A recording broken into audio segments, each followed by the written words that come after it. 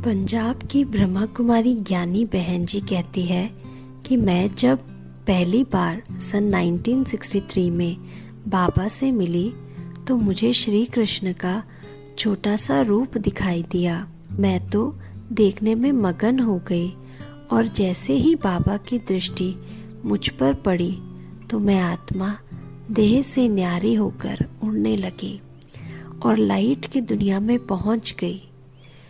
थोड़े ही समय के बाद बाबा ने कहा, ये मेरी त्यागी, तपस्वी और बेफिक्र बच्ची है। तो ऐसा लगा कि मुझे मेरा सहारा मिल गया।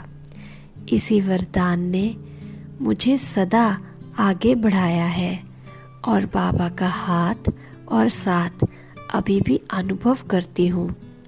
उसी समय बाबा ने जलंधर की इंचार्ज बहन से पूछा, ये बच्ची क्या काम करती है?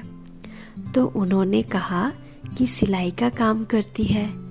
बाबा ने मुझसे पूछा कि बच्ची, तुमको ईश्वरीय सेवा करना अच्छा लगता है? मैंने कहा, जी बाबा, अच्छा तो लगता है, लेकिन मैं तो सारा दिन सिलाई में ही व्यस्त रहती हूँ, इसलिए ईश्वरीय सेवा नहीं कर पाती हूँ। बाबा ने कहा, बच्ची, आज के बाद तुझे कोई भी नौकरी नहीं करनी है, बाबा की रूहानी सेवा में लग जाना है। बाबा ने मेरी जन्म पत्री पढ़ ली और मुझे रूहानी सेवा में लगा दिया। ऐसे थे मेरे दूरंदेशी मीठे बाबा, जो मुझे परख लिया। बाबा की परख शक्ति बड़ी तीव्र थी, जो दूर से ही बच्चों को परख लेते थे। मुझे बाबा से ध्यान में जाने का वरदान मिला। मैं हर कर्म बाबा से पूछकर करती थी। मैंने बाबा के अंदर बहुत गुण देखे। बाबा अपकारियों पर भी उपकार करते थे। बाबा के आगे कोई भी आ जाता था तो उसे ये अनुभव होता था कि बाबा मेरा है। बाबा इतना स्नेह देते थे जो पत्थर जैसा हृदय वाला भी पानी हो जाता था, क्योंकि जानी जाननहार बाबा बच्चों के अंदर के भावों को स्पष्ट जानते थे। एक बार मेरे शरीर का बहुत बड़ा पेपर आया।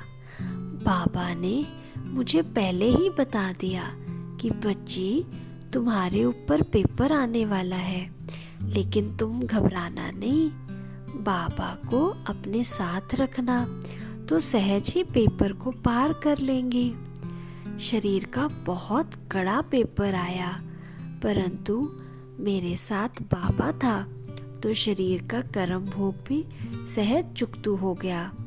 कभी कभी मैं उदास हो जाती थी तो ऐसा लगता था कि बाबा मेरे सम्मुख आकर खड़े हो गए हैं, मेरी उंगली पकड़कर मुझे चला रहे हैं और उमंग उत्साह बढ़ा रहे हैं।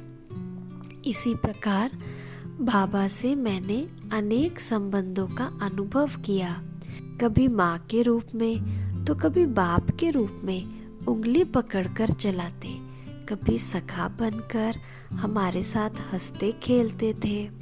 जब कभी बच्चों से भूल हो जाती थी तो बड़े प्यार से बाबा कहते थे कि बच्चे, शिव बाबा को सच सच सुनाने से आप हल्के हो जाएंगे और आगे से फिर कभी भूल ना करना।